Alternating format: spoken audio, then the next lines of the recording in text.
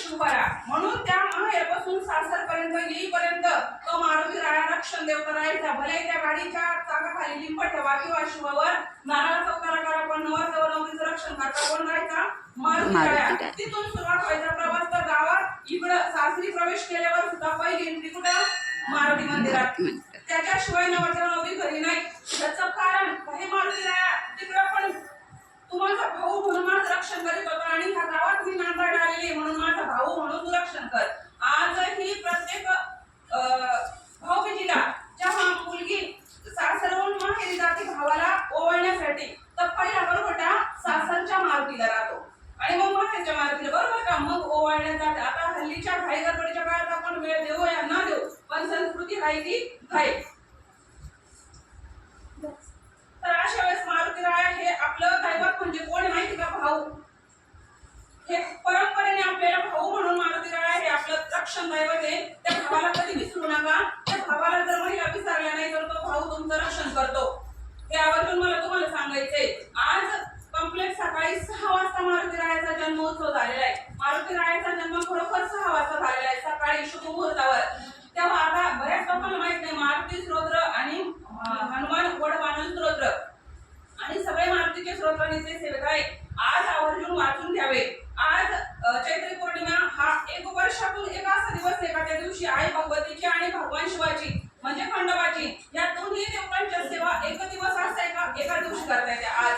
म्हणून आपला खंडोबाचा यात्रा उत्सव आज आहे आणि चैत्री पौर्णिमा म्हणून आज आई भगवतीचा पण उत्सव आहे. प्रत्येक घरामध्ये आज कुलाचार झाला पाहिजे. ज्याला माहित नाही त्यांनी आज प्रत्येक घरातल्या महिलेने पूर्णावरणाचा नैवेद्य करावा आणि आई भगवतीची 21 दिव्याच्या पूर्णांची वातीची आरती आणि खंडोबाची 14 पूर्णाच्या दिव्यांची आरती असं घरामध्ये कुलाचार म्हणून आपण केलं पाहिजे.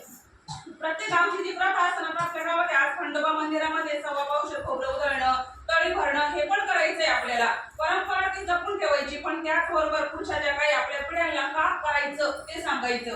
आता आज बरेच लोक जरी ह्या महिन्यात कुणी पूजा करायला जाऊन आले असतील तर त्यांनी आज देवी आणि खंडोबा दोघांचाही सवाशीण आणि पुरुष जीव घातलेलं चालतं. वर्षभरातून हा एकच दिवस असा आहे का ह्या दिवशी दोघाही देवांची एका दिवशी. इतर वेळेस आपण काय करतो? रविवार अगोदर खंडोबाचा मग शुक्रवार देवीचा असं करतो ना, तसं आज करण्याची वेळ नाही. आज सगळ्यांना सगळं करता येतं. म्हणून देवी आणि खंडोबाचा हा आज हा उत्सव आहे. ज्या लोकांनी पूर्ण 15 दिवस कोणी देवीचे पाठ वाचलेले नाही, खंडोबाचं काही वाचलेलं नाही, हनुमानचं वाचलेलं नाही, रामरक्षा वाचलेली नाही, हे सगळे नवरात्र एकत्र होते ह्या महिन्याच्या प्रतिपदेपासून. बरोबर तुम्हाला सांगण्यात आलं होतं, केलं की नाही? पण आज किमान देवीचा एक पाठ वाचा, खंडोबाचा एक पाठ पुरुषांकडून वाचून घ्या. पुरुष घरी नसतील, ड्युटीवर असतील, मुलांकडून वाचून घ्या. नाहीच तर मग सगळं काही तुम्ही तुमच्या डोक्यावर घ्या. आम्हाला काही फरक पडत नाही. ते वळण आपल्या हातात राहतं. कसं लावायचं कसं नाही लावायचं. वळण तुम्ही लावलं असतं तर लागलं असतं, तुम्ही वळण लावलं नाही म्हणून लागलं नाही असं त्याचा अर्थ आहे. मारुती रायाचं पण सगळ्या मुलांकडून, पुरुषांकडून आणि महिलांनी करून घ्यायचे. आज या सगळ्या गोष्टीची आज अंमलबजावणी करायची. ज्यांनी सकाळी केलं असेल अतिउत्तम, पण ज्यांनी केलेलं नाही त्यांनी आता घरी पळत पळत जाऊन सगळ्या कामावरून पहिलं पुरण शिजायला टाकून द्या आणि संध्याकाळच्या तयारीला लागा. ह्याच्याच बरोबर अन्नदानाचा उच्चांक आपण जो गाठलेला आहे उत्तर राहता तालुक्यातून आपला 1 नंबर आलेला आहे. कारण खरोखर वाखाणण्यासारखी आपली जी कृती झाली होती ती खरंच तुमच्या कृपेने आणि स्वामींच्या आशीर्वादाने आपल्याकडून माऊलीने पूर्ण करून घेतली. आपण अशक्य शक्य होतं ही गोष्ट की शक्यच नव्हतं. हे अन्नदानाच्या पंक्ती तिथं तो बटायचा आहे वरचीवर काढा. हा तोच.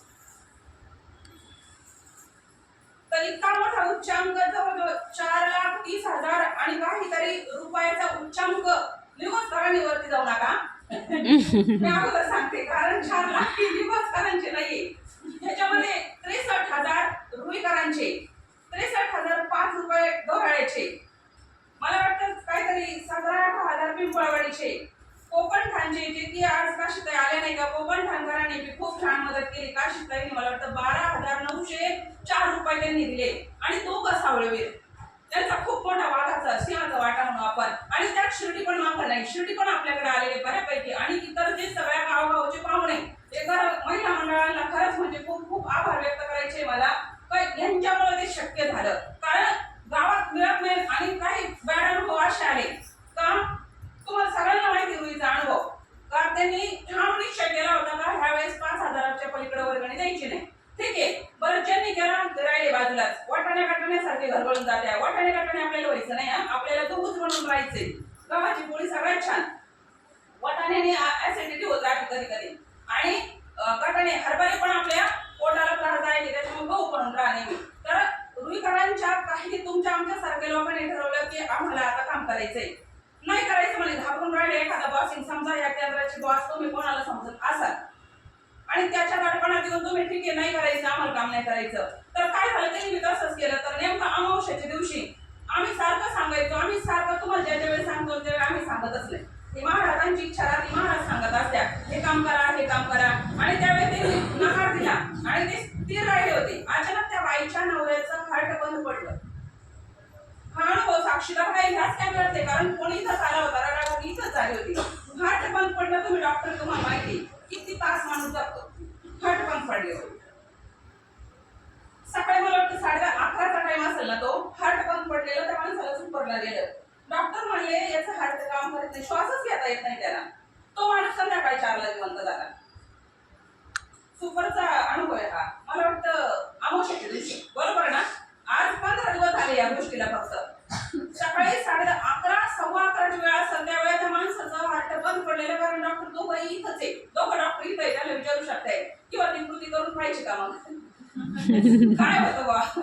तर ते हार्ट बंद पडलेलं संध्याकाळी 4ला त्या रडत होत्या आणि त्यांना योगायोगाने फोन केला तर ताई तुमच्या पंक्ती कुठपर्यंत आल्या. त्यावेळेस ताई म्हणल्या ताई माझ्या नवऱ्याला वाचवा. मोठे मोठे रडायला लागल्या का माझ्या नवऱ्याचा हार्ट बंद पडलाय, ताई तुम्ही पंक्तीचं नका बोलू, माझ्या नवऱ्याला वाचवा.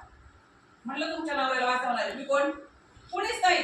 तर म्हणलं आता तुम्ही काय करा माहिती का, आज गुरुवार आहे म्हणलं, त्या दिवशी गुरुवारच होता आणि अमावस्या म्हणलं, महाराजांच्या शरणागतीला जा. तुम्ही कोणाचं ऐकलं पंक्ती द्यायच्या नाही?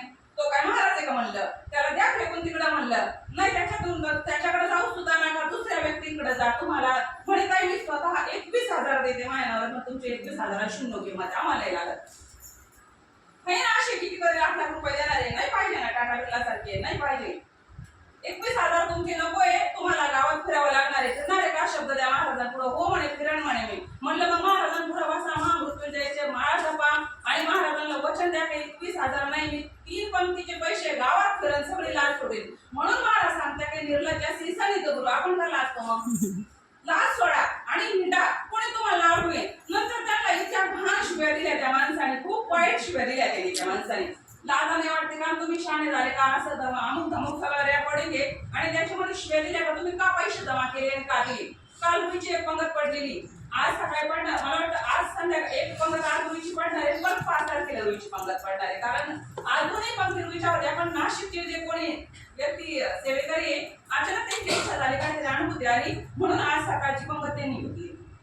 नाशिकची पंगत रुईमध्ये आता दिसणार, रुईची पंगत 5 तारखेला पडणार या गोष्टी. आणि त्याच्यानंतर उद्यापासून डोराळा आहे, सरळ 3 दिवस डोराळ्याच्या पंक्ती पडतील.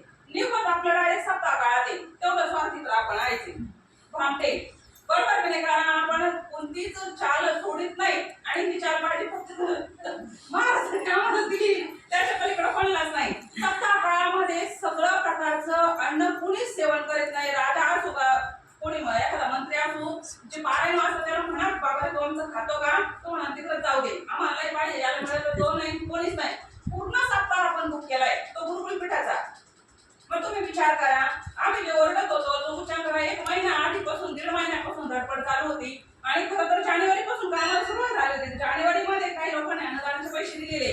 म्हणजे याचं का चतुराई जर केली, घाई जर केली तर योग्य कशा आपल्याला तथ्य आखता येते, योग्य ते आपल्याला सगळं काही करता येतं. सप्ताहाचा पूर्ण आपला जो आहे त्याच्यात पिंपळवाडी येणार आहे, त्याच्यात कोकण ठाणे येणार आहे, त्याच्यात येवला तालुक्यातली उंदीरवाडी येणार आहे. उंदीरवाडीच्या त्या महिलांनी सुद्धा 24,000 आणि काहीतरी 1176 रुपये ते त्यांनी दिलंय. तर त्यांचं सुद्धा खूप खूप म्हणजे आभार मानावं लागतील. त्या तर बिचाऱ्या आपल्या तालुक्यातल्या नाही पण आहे आणि जिल्ह्यातल्या पण नाही. तर या सगळ्यांचे खूप आभार आणि सगळ्यांचं नाव, कारण एवढा मोठा गोंधळ होता त्या दिवशी मिटिंगला. जे जे आले होते त्यांना कळलं होतं की धांदल उडाली होती, इतके लोक आहे का त्यांचं नाव सगळ्यांना असं याद्याला टाकण्यासाठी आम्ही फार थकून गेलो होतो अक्षरशः. तर आता ते शक्य नाही, पण ज्यांना आम्ही कबुली दिली होती त्यांना आम्ही पावत्या देणार आहे आणि ज्या सार्वजनिक पावत्या आहेत त्या त्या त्या गावच्या, म्हणजे जसं की आता पिंपळवाडीकर असतं त्यांची नावाच्या असं की सेपरेट मिळणार, पण जे सार्वजनिक असत ती त्यांना मिळणार. नाव उल्लेख नाही होणार. कुणी जर 10 रुपये दिलाय तर त्याचं नाव उल्लेख करणं शक्य नाही आणि 10 रुपयाची पावती पण शक्य नाही. त्याच्यासाठी आपल्याला ह्या पावत्या असं पंच केलेले मला वाटतं आपल्या गावचे पण आहे आणि वेगवेगळ्या गावांचे तुम्ही पाहू शकताय आणि शहानिशा करू शकताय. ते रेकॉर्ड आमच्याकडे आहे. कोणाला काही शंका असेल तर 100% आम्हाला प्रायव्हेट भेटून आणि ते रेकॉर्ड उचलू शकताय. त्याचप्रमाणे परत नवीन आव्हान आहे